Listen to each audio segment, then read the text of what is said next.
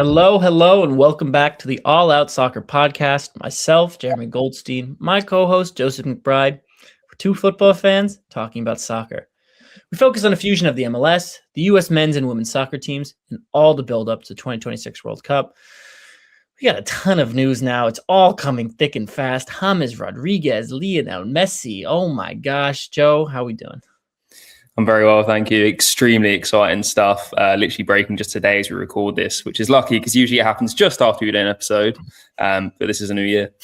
I know. Timo Werner signed a few weeks ago, like mid-recording, and we just both missed it, which is good, which means we're focused, and Joe's not on Twitter while we're doing this.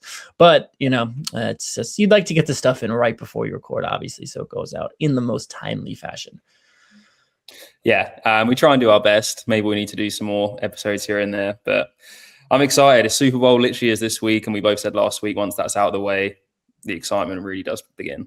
Yeah, it really feels like the transition to the start of the MLS season. And then obviously you've got the camps coming up, international break in March, and you really get a sniff of the actual World Cup. But anyway, on this week's show, we're going to start out talking about the biggest MLS transfers going on right now, obviously led by James Rodriguez. Then Joe's going to talk about some of the biggest transfers involving Team USA or transfers that did not happen.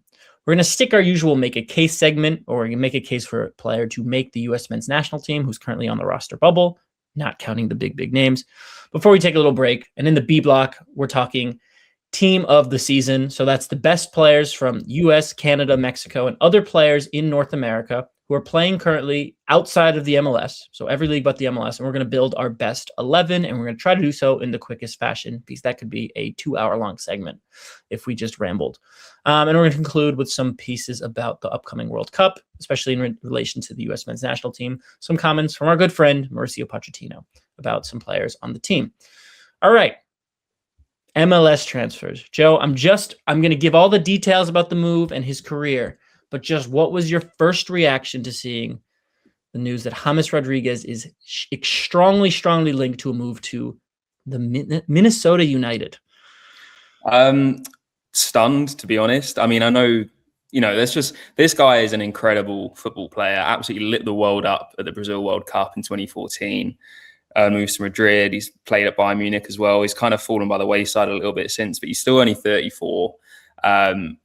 A player that I've hated to see decline. So the fact that he's going to be in MLS is going to be so exciting, and by far the biggest player that's ever going to play for Minnesota United up until this point. Really came out of nowhere, but the news broke, and then suddenly he's posted a photo on a private jet. So it looks like it's happening, and what a W this is for the league. All right.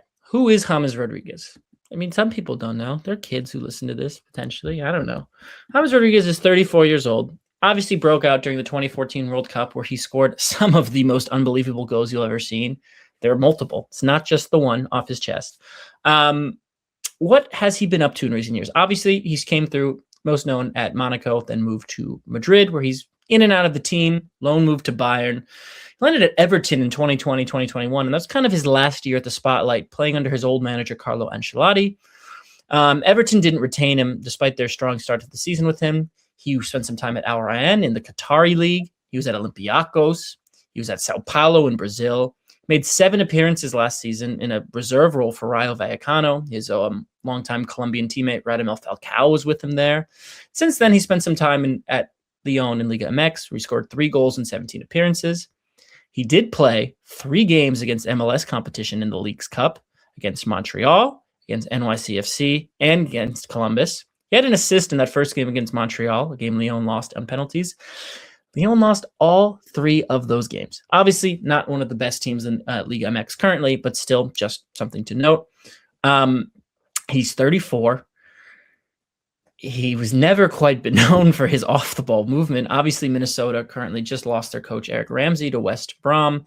This is a team that made the second round of the Western Conference playoffs last year, that does not have a very expensive roster, that has DP spots available, and is also a very cold place to live for a Colombian international. I can't quite get my head around it, to be honest, from a fit point of view on the field, but off the field, I mean, this would be exciting for Minnesota. It's so exciting. The exposure that's going to bring, the fan base they're going to gain, even just from James alone. Like with James, I remember him from Porto as well, and he was, you see so many players come through Porto and Benfica. Some of them make it, some of them don't. Obviously, he earned his move to Monaco, but that World Cup, he just became a national icon. Now, Colombia have obviously had some amazing players. You even mentioned Falcao, Luis Diaz is a big one for them right now, but he was being put on posters next to Valderrama. Like he literally became the poster boy. It was a lot to take, and he did well. But I also think this is good for MLS. I mean, just because of his name alone, he's always going to have offers. And this was obviously the most attractive one to him, which says a lot. But yeah, he's not blessed with speed, especially not now. In terms of dead ball, and just he's got some of the most natural technique I've seen. I really loved watching him when I was younger, and I can't wait to see what he can bring. Yeah, I mean, look, he's been in the Colombian national team. His most recent games are for the Colombian national team in the most recent international break in November. He starts some of those games at 10. I mean, he's blessed with some talented players alongside on the front line. I mean, look, this is his chance to get to America 4 months early, start living here, start preparing for the World Cup, and it's kind of his last hurrah and send off into the footballing horizon. And I'd be surprised if he does come to Minnesota, if he's there for very long. It might just be this season. And that's totally, totally fine. Will he even play after the World Cup? Who knows? But if he has a chance to come play in America and just start, reestablishing himself kind of in the face of football ahead of the World Cup, improve his PR, I don't really care what happens on the field. And look, Minnesota certainly needs some creativity. We were talking about them in the playoffs. They kind of sit in this back five. And Hlongwane, who I think is their best attacking player, is playing at wing back. They sold Tani Oluwasane, was their best forward player, to Villarreal in the middle of the season. They need creativity. I can tell you about some players they brought in. They brought in a player named Dominic Fitz midway through the season. He looked promising, and he was one of the best players. I believe he's coming from either Austria or the Czech Republic. He was coming from Austria. They lost Dane St. Clair, their goalie, to Inter Miami. This is a team that could use some talent. They also lost Robin Lode to Chicago. It can't hurt. I mean, they have a good structure. They have a very good defensive team. If they want to accommodate James in a formation with a back five where he gets a ton of support, a la Messi at the 2022 World Cup, who knows? Maybe it works. Yeah, if they need talent, they need creativity, and he has both of those. Whether he can perform we'll see. But I also don't think that they're going to make this signing just for the sake of it. They obviously believe in him, and I really do wish him all the best. I would make this signing just for the sake of it. It's a big, big coup. But we will have to see. And we're going to talk more about this going forward in our Western Conference MLS preview, just when we see how this move materializes. Just some quick other MLS moves just to take care of, just so we're covering our bases, business as usual. Real Salt Lake have signed a new DP forward, Morgan Guilavogi, who comes over $5 million from Lens in France, currently second place in Ligue 1. They needed talent. We talked about potentially Diego Luna leaving. This could be a replacement. Obed Vargas at Seattle the last few years, the Alaskan-born Mexican international. He's leaving Seattle for his favorite boyhood club, Atletico Madrid, $3 million. He was with Antoine Griezmann over the summer at the Club World Cup and was like on the verge of tears. It's good for him. I mean, is he going to play? I mean, Atletico valued him at $3 million. I mean, probably not, but hopefully, maybe we'll break into the team eventually. A few other ones. Ethan Horvath comes over from Sheffield Wednesday. He's in at Red Bulls to replace Carlos Coronel. He looks to be the starting goalkeeper there this season. Paddy McNair, who's the second ever signing for San Diego FC. Didn't really work out for him this season. He's gone to Hull City, who are in contention for a promotion spot in the championship. And Jason Russell-Rowe, very exciting young player for the Columbus Crew the last few years. Obviously, after they kind of made some transfers at the beginning of the season, he was their striker for a bit. He had a good year. He's gone to Toulouse. He'll join American international Mark McKenzie there. I like Columbus. We like Diego Rossi, Daniel Gazdag. They signed a new striker, Wissam Abu Ali. It makes sense for Russell-Rowe to leave. Maybe he'll have some success in Europe. All right, Joe. That was my MLS transfer roundup. Talk to me about what's going on with some U.S. internationals. Well, deadline day had the potential to be pretty mental for the US players. Josh Sargent, Ricardo Pepi, all linked to exits. At the moment, the main one that's happened a few weeks ago now will be Alex Freeman to Villarreal. That was confirmed for, I believe, $4 million as an initial fee. But we were waiting for a breakthrough on deadline day, and that was Ricardo Pepi. PSV were holding out for more money. Fulham offered $44 million for him, and personal terms were agreed. Unfortunately, PSV were only going to let him go if they could sign a replacement, and being so late in the window, obviously probably didn't want to let him leave anyway, not much emphasis on it. The deal did break down. So the fact that it's got to that stage looks very likely now that he'll probably move on in the summer. I'm sure Fulham will try again, and other teams maybe will come in depending on how he plays when he returns from injury. And the other one, which is kind of shut for now, but not, is Josh Sargent. So obviously we spoke in depth the last couple of weeks how he refused to play for Norwich, wanted to move only to Toronto. He didn't leave on deadline day, so the window is shut, meaning that Norwich can't replace him now. However, the MLS window stays open until mid-March.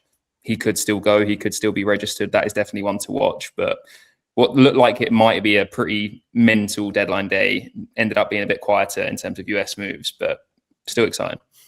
Yeah, the Pepi one, I mean, look, PSV are like 15 points clear in the Dutch league. I mean, they are through to the knockouts in the Champions League, and I'm sure they want to forward. But he's not fit right now, and he's not playing in those Champions League games. And it's a lot of money for a player who we like Pepi a lot. He's never really been a full-time starter on a strong European side. I mean, he's kind of thrived in the super sub role. I think that's a lot of money to say no to. But hopefully this is good for his development in the long term. At Fulham, we do think was a good long-term option for him. Just obviously a team that doesn't quite have a long-term striker, but has a decent squad around him. Hopefully maybe they come back in the summer. Yeah, I agree. I'm quite surprised they didn't let him go, but obviously they want to, preserve their squad. Maybe they have ambitions of trying to go deep in the cups if they have that league locked off. But also Fulham bidding 44 million. That isn't a very Fulham thing to do. So extreme belief from them that he's going to be a player they want. Perhaps that's a sign that they're selling Anthony Robinson this summer, and that's where maybe the funds are coming from. But hey, I'm just asking questions. All right, we are planning on doing our team of the season segment kind of in the A block, but we're going to squeeze that one into the B block. So we're going to get our make a case in now. And again, players we think on the fringe of the U.S. men's national team bubble that we think are going to make the team. It could be Pepi or Sargent, but I think Pepi is in and Sargent is out. So you can say Sargent if you want to make a case for him. I will not be doing that this week, but the floor is yours if you'd like to. All right, Joe, I know we have yet again different players. Thank God. Make a case for one player.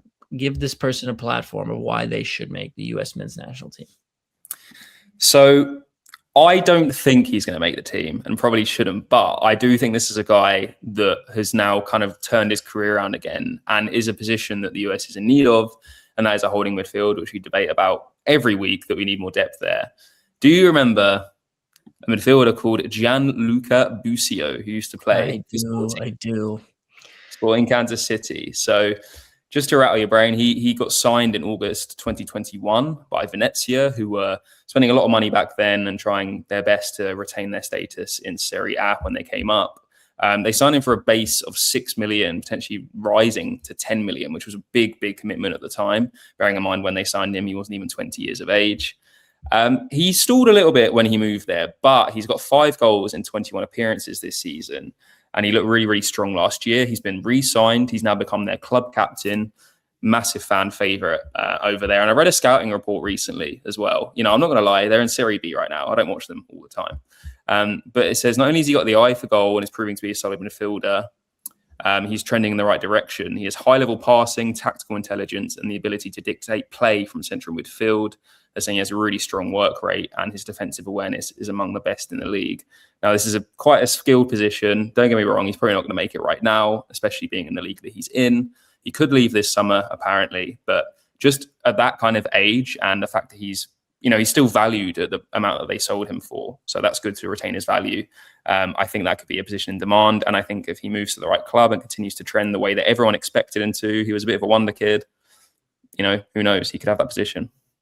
Yeah, that's not a bad shout. I mean, he's someone he was in the U.S. team around 2021 when him and Tanner Tessman moved to Venezia as a duo. And obviously those sexy Venezia kits are hard to forget.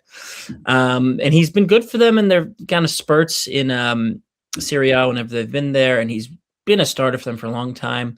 I also was very keenly aware of him because a friend of mine matched him on Raya about 5 years ago, and we're going to leave that one off the record, the rest of that. God bless him. Yeah, he's been in this team before. Again, kind of someone who's given a chance at those Gold Cups.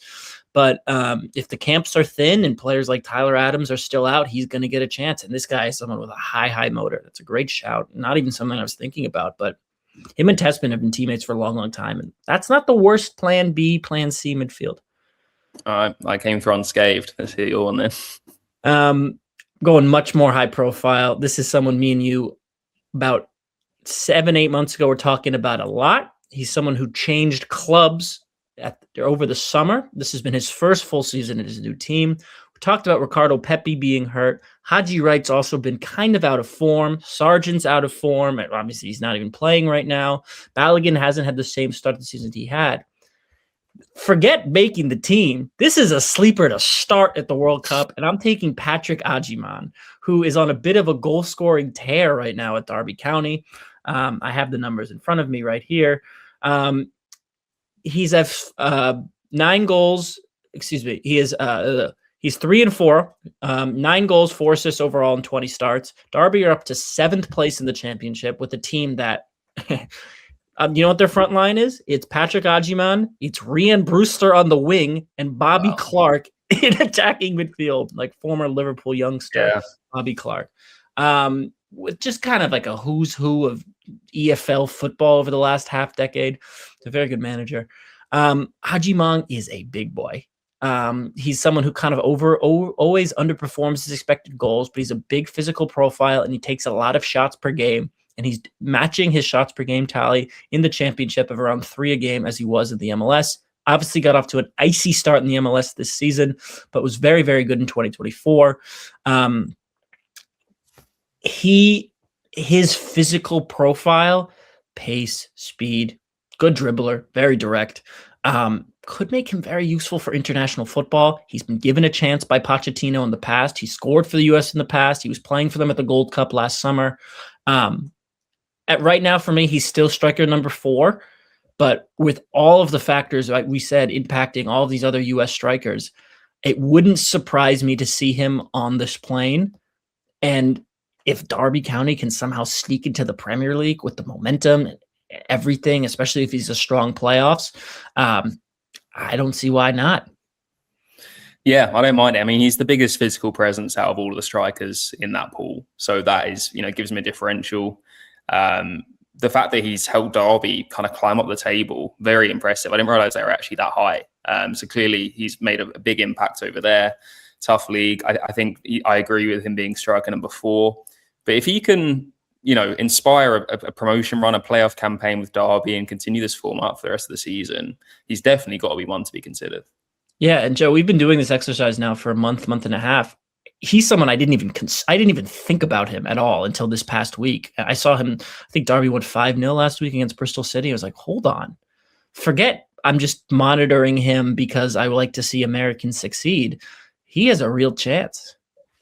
Yeah, well, when he moved at the end of last year, I mean, he was really great in MLS. I know he had a slow start, but the season before he was great. I mean, he got the move. We were both really excited for him. Didn't have the best start. I think he was injured as well. And while that was happening, obviously, Haji Wright was on an absolute tear. Yeah. So he's kind of fallen out of the equation, but it's nice to see him being relevant and in the conversation. And Haji Wright's played a multitude of positions up front for Coventry this season. I mean, that might allow him to get into this team as a wide player. Maybe they need an extra center forward, and Agyemang's profile. 5 goals and 12 caps for the USA. You never know. All right, we're going to take a quick break, but we'll be back to get into all the team of the season chatter.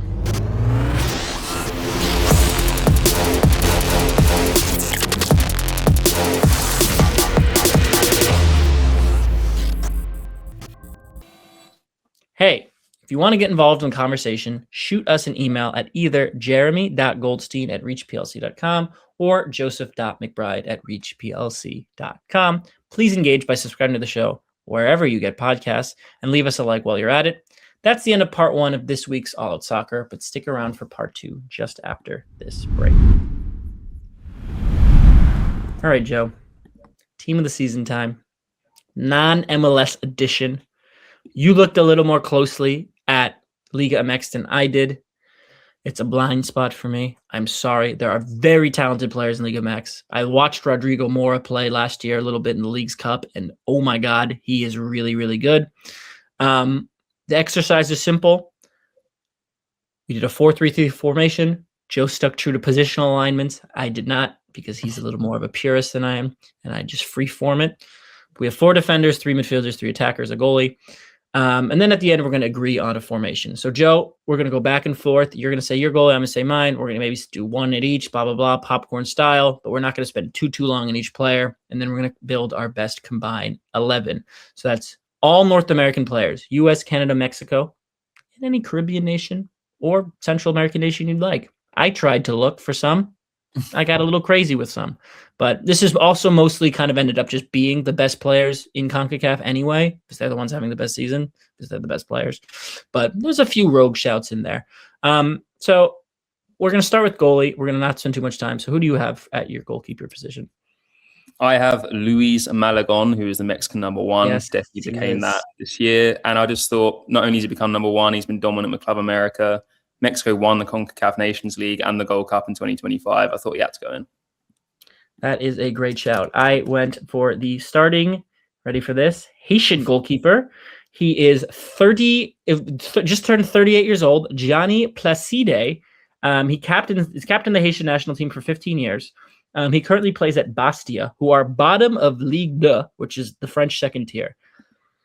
He's allowed 19 goals in 17 games. And this team is bottom of Ligue 2. Why? They've allowed 9 goals in the other 4 games he didn't play, and this team can't score. But it's real slim pickings for U.S. goalkeepers abroad. All the best ones are currently in the MLS. That's kind of a shame. And same can be said of across other countries. So we want Johnny Placide in goal. I know that's I'm not sure what his forward line are doing, but they need to sort him out. And Bastia, that's a disgrace. And this guy, I believe Haiti are playing against Brazil at the World Cup, so I'm sure we're going to see some sad GIF reacts of him conceding 5 goals to the Brazilian national team, but it probably, just like at Bastia, won't be his fault. All right, give me I know you did fullbacks, so give me your 2 fullbacks. Well, first fullback being the right back, Sergio Dest. I don't think there's much of a debate. Stands out, kind of speaks for himself. The other side, I'm aware that his form and injury record isn't the best. I love Robinson. I love all these players. But for me, one of the best fullbacks in the world when he's on his day is Alphonso Davies. I have to put him in. He's hurt, Joe. I know. Just came back. Exactly. Did you see his goal line clearance over the weekend? It was Bayern versus Hamburg. It was finished 2-2. Amazing. If anyone hasn't seen it, look up his goal line clearance. Wow. You sometimes forget just how fast he is. He's insane. And when he is healthy, he'd go in most teams, let alone a CONCACAF team. Yeah, I have Dest. I have 3 center backs because I'm naughty. Chris Richards is in. Hesitantly, I don't think he's been as good this season as last. Obviously, they just sold Mark Gahey, and that team has no depth at all. And Richards is playing every freaking week for this team. And his absence over the last month and a half, he's been in and out of the team, has coincided with the team's downturn in form. So I have Chris Richards. Do you have Chris Richards? Of course. I think he's the best defender in CONCACAF. All right. And then who are your other 2 players to round out this defensive line? Well, Richards is one of the player. Excuse me. This is a tough one for me. I really like Mark McKenzie at the moment, and I think he's doing great stuff with Toulouse. But I'm a man of experience. He said I'm a purist. I'm thinking about how my team's going to play, and I want a leader at the back. He played in the Gold Cup. If he's still good enough to start, I'd want Tim Ream there. Okay, nice. Tim Ream is in the MLS.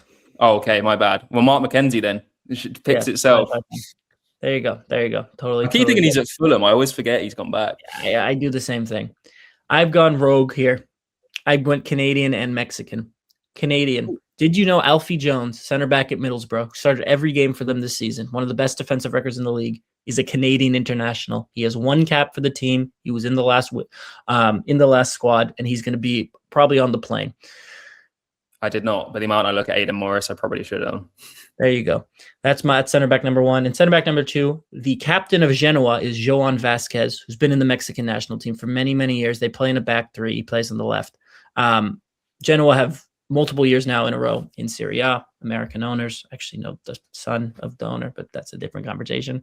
Johan Vasquez is a very, very good player. He's going to start every game for Mexico at the World Cup, assuming he's healthy. He's kind of their modern Rafa Vasquez. Very good goal scorer too. And he has Genoa, I think, in 13th in Serie A and has had them there for a number of years. Just some honorable mentions: Jamaican international Rico Henry, who's finally back fit, but I think just got hurt again. He's a left back. He's 9 starts this year for Brentford. That's just one I wanted to mention. And then, of course, Davies and Robinson. Well, funny you say that. One of my honorable mentions for a centre-back was Ethan Pinnock, the Jamaican. He's not playing. He's not playing at all. But yes, I tried to include some of the Jamaicans, but Rico Henry, there's a bunch of players who have recently changed nationality. All right, midfield. I have 2 Americans and a Canadian. What about you? I have 2 Americans and a Mexican. So okay, give me your Americans first. So, okay, the Americans, I've gone for 2 holding midfield players and I want a 10 that can free roam. So I've gone for Tyler Adams. I rave about him every week. Obviously, he's hurt right now, but been amazing. He has to be in. And the other one recently left West Ham and is now playing well for Fenerbahce. Just a proper enforcer in the middle, Edson Alvarez. I just think he can break up play. And, you know, he was also a nominee for CONCACAF Player of the Year in 24-25. So he's been recently good. Yeah, Alvarez, I follow the Turkish league more than I should. Hasn't been playing as much. He's just coming back to fitness, and but he's a good player. He didn't make my team, but wait, sorry. So who was the other American? Oh, sorry, Malik Tillman in the 10. I think he started really well. Good form recently. Really good start at Leverkusen, a brace in the Champions League. He's looking like he's, you know, playing fearlessly and with confidence. And if he can keep that going, at number 10, he needs to play. Brennan Aronson, close, but I want Tillman on my team. Tillman was an honorable mention. He has 3 goals in his last 2 games. His creativity, he's no assists so far this campaign. That's been down. I mean, Leverkusen have had a revolving door of players up front. It's a lot of 19-year-olds out of second divisions who they've signed. It's been a weird team. Adams was great. He got hurt in early January. They lost a few games in a row without him. Really, really good player. Can do everything. Controls the game. And Bournemouth definitely need him back if they want to have a good end of the season. I went Tanner Tessman. Lyon are up to 4th. He's starting every single game alongside Tyler Morton. He has a cannon on him, and he's posted some very good creative numbers. And I think he's a nice deep-lying holding player. I did another just kind of box-to-box midfielder. I went a Canadian player who had a terrible 24-25 and a great now 25-26. Sassuolo have just made Ismail Kone a permanent transfer for $10 million, I believe, from Marseille. Obviously, there was that trending video of Roberto De Zerbi absolutely slagging him off in training last year when he's at Marseille. Kone scored over the weekend. He is their Aaron Ramsey. He's their box-to-box midfield finisher. Sassuolo recently promoted from Serie B, but are comfortably mid-table in Italy, and he's playing every single game. They just made that move permanent. He was someone who was very big, kind of broke through at the 2022 World Cup, and I think he's going to now start every game for Canada in 26. But he's my Roger shout in midfield, just based on purely his form. And if you look at all of his advanced stats, he's putting up good interception numbers, and he is contributing in the attacking third as well. So that's my shout. With due respect to one other Mexican player I consider, it's Oberlin Pineda, starting every game for Athens, top of the league in Greece, and he's been in Greece now for a few years.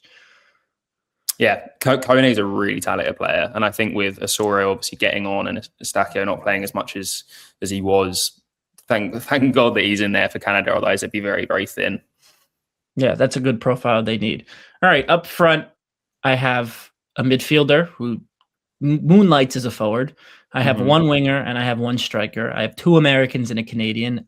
Just left out a Jamaican player and just left out a Mexican player. What about you?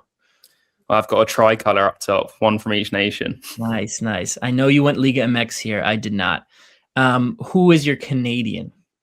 Jonathan David has to lead the line for me. Too. In good form recently. 7 goals and assists in his last 7 games after starting the campaign kind of sleepily. Yeah, I was very surprised when it kind of felt like for 2 years that people were reporting that he wasn't going to sign a new contract at Lille, and where was he going to go? And then he kind of goes to Juventus without much competition, as far as I'm aware. Like you said, didn't have a great start. He actually missed a penalty in a 1-1 draw at home, which he got absolutely abused for online, unfortunately. And he's come back since with 4 goals in 5 games and 2 assists. What a baller. He's the best striker on his day. Jimenez, close mention. They also have Lois Openda on loan from Leipzig, and Dusan Vlahovic is out. So David has taken advantage of this team. They have a new coach, and he's been playing really, really well. I have his Juventus teammate alongside him, Weston McKennie, who is, oh my gosh, is forget one of the best players in the continent. He's one of the best players in Europe right now. Juventus are making a late storm kind of. They're probably not going to win the title, but they're going to make a late storm for second place. McKennie is playing quite literally every position. He's playing on the left. He's playing on the right. Spalletti recently said that he's one of their best center forwards. He scored a great half bike last week over the weekend. He almost assisted the first goal that ended up hitting up the post. I think it was from Conceição. Weston McKennie, take a bow.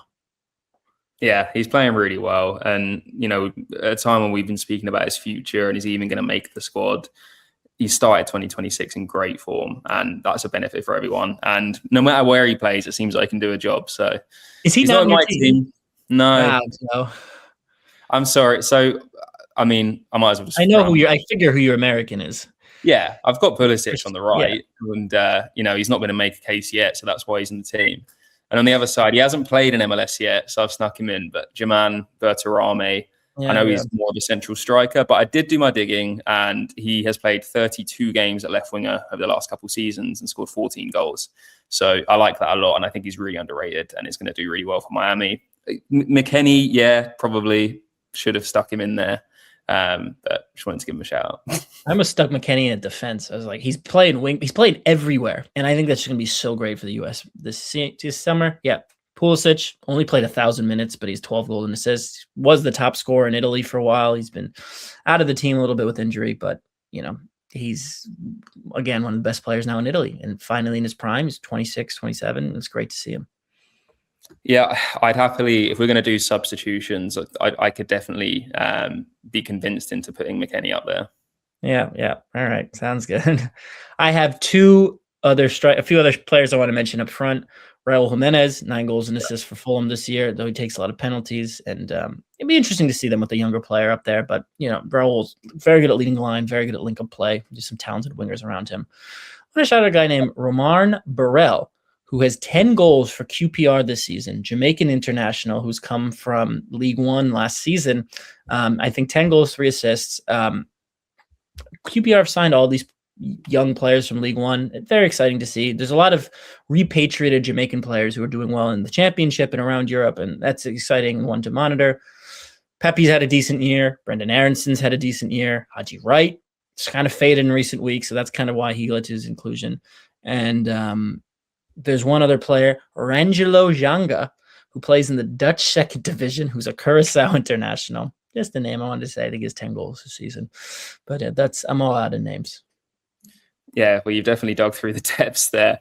Yeah, some honorable mentions, but when I was looking at the whole pool of players, unfortunately, those 3 nations do dominate. So, but I'm really excited to see this Haitian goalie next year now, or this year. I keep forgetting. He's gonna be getting shelled probably at the World Cup. But shout out Haiti. They actually I was looking at their pool today for the World Cup. They actually have some really, really exciting players. A mix of veterans, guys like Duckins Nazon, who've been CONCACAF goal poachers for years and years and years, with a mix of young players coming through. And obviously their best player is Jean Ricnard Bellegarde at Wolves.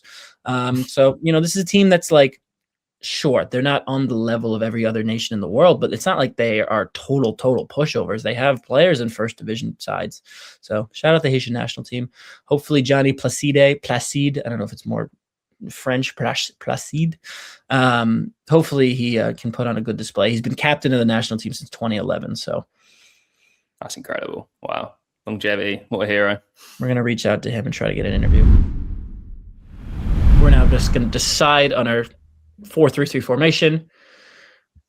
In goal, I'm happy to defer to the Mexican number 1. I had to. Yeah, he's the best goalie in the CONCACAF. Yeah, best goalie in CONCACAF's got to be done. And we've already agreed on Destin Richards. Remind me his full name? Louis Malagon, with several accents that I can't pronounce properly. Louis Malagon. In defense, we both had Destin Richards, so they're in the team. How do we want to build the rest of it? Well, it's either Mackenzie or your Canadian fella at the back. Or I like Joan Vasquez over Alfie Jones. I'm going to pick him. He was my left back swap because he plays on the left. But Alfie Jones then or McKenzie in center back? I haven't seen Jones, so I need to go on your expertise here. I think McKenzie's a great player. If you think Jones would start ahead of him, then I trust your judgment. McKenzie. We both had Tyler Adams. He's in the team. I had Tessman and Kone, and you had Tillman, and who was your other one? Edson Alvarez. I'm happy to go Kone. All right, let's do Kone. That's the one I'm most passionate about. And then I'm fine Tillman or Tessman. If I take Tillman, you can take McKennie on the wing. Great. Lovely. We're taking McKinney on the wing. I mean, I guess it's Pulisic. And then are we doing David or Bertarame? Joe David. And then Bertarame first sub. All right. So this is our CONCACAF, US, Canada, Mexico, North America team of the season of players outside the MLS this year. Louis Malagon, the Mexican goalkeeper. Back four of Serginho Dest, Chris Richards, Mark McKenzie, little American, and Johan Vasquez, the genuine Mexican international. Midfield, we have Ishmael Kone, the Canadian, alongside Tyler Adams at Bournemouth and Malik Tillman at Bayer Leverkusen, and a front three of Jonathan David, the Canadian, through the middle, Weston McKinney on one side, Christian Pulisic on the other. We're going to have Bertarame, the Mexican, who's recently moved to Miami, so he still qualifies, through the middle. Joe, any complaints? I think that's a pretty solid team. I mean, I'd be happy coaching out of the World Cup. I would take it too. All right, Joe, we're going to end with just a little quick conversation about our favorite topic, tickets and politics surrounding the 2026 World Cup. We talked about how, I think it was about a month ago, in an interview with a French magazine, Timothy Weah, currently plays at Marseille, was asked about tickets, and he just pretty much was like, yeah, they're expensive and it's a little inaccessible. Love Tim Weah, New York boy, down to earth. He gets it, And Mauricio Pochettino at a recent press conference was like, don't you do that. Let's focus on the pitch. Look, it's obviously more nuanced than that, and Pochettino is just trying to avoid any distraction with this team. But I didn't love Pochettino being like, players are allowed to. I would have preferred him to say, like, players are allowed to say what they say and think what they think, but as long as we're not being distracted and focusing on the game, that's fine. But that wasn't really what he was saying.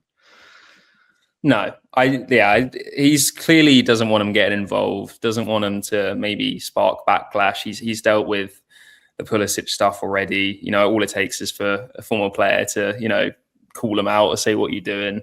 He's just trying to be a coach, look after his players and limit distractions. But on the flip side, I mean, it's kind of too far down the road now. It's not as if they can change the ticket prices or the structure really now. I mean, it seems like half of the world's applied for them. So it is what it is. But on the flip side, if there was, a player or just a demographic of people to inspire a change or at least raise awareness, being a player for the host nation is the best one to do so. But I understand Pochettino is just like, can we not do this now with a few months to go? Yeah, Gianni Infantino always continues to bang the drum of like, well, we've had X million amount of people who have applied for tickets at the World Cup, and therefore everything is great and everyone is happy and everyone loves this process because look how many people have applied. It's the World Cup. It's like people would apply if you had to like do a polar plunge and like, drown your, like, you know what I mean? It's people are applying no matter what. I think that's a kind of a terrible way of just associating how popular and how successful the preview is of the World Cup is. Like, it's going to get applications if you open them publicly, no matter what, especially if you don't have to, you can apply for free. You don't have to buy the ticket if you win that raffle. Yeah, look, I mean, Weah was asked a question point blank and gave a point blank answer. And I would hope any US player who's asked a question point blank feels emboldened to do so about any subject at all. I mean, there's going to be a lot of conversation about ICE at the World Cup and immigration. And I assume Poch is going to tell his players to defer and to default and kind of just beat around the bush. And they're going to get asked all the time. And it's going to be an interesting strategy to see how that kind of plays out. Yeah, and we work in the media. Sometimes when players are really against or don't want to engage in a topic, they all continue to be asked until they crack. So it doesn't seem like Poch is going to win this one. But just quickly on the ticket update, I'm pretty sure that this is the month where the majority of people that have applied will find out if they've got tickets and they can go purchase. So it's going to be really interesting to see how many follow through with it and just how much people are paying. That just about wraps it up for this week's All Out Soccer. He's been Joe McBride. I've been Jeremy Goldstein. We can hope you can see you again on the next episode. Or, as Thomas Muller would say, auf Wiedersehen.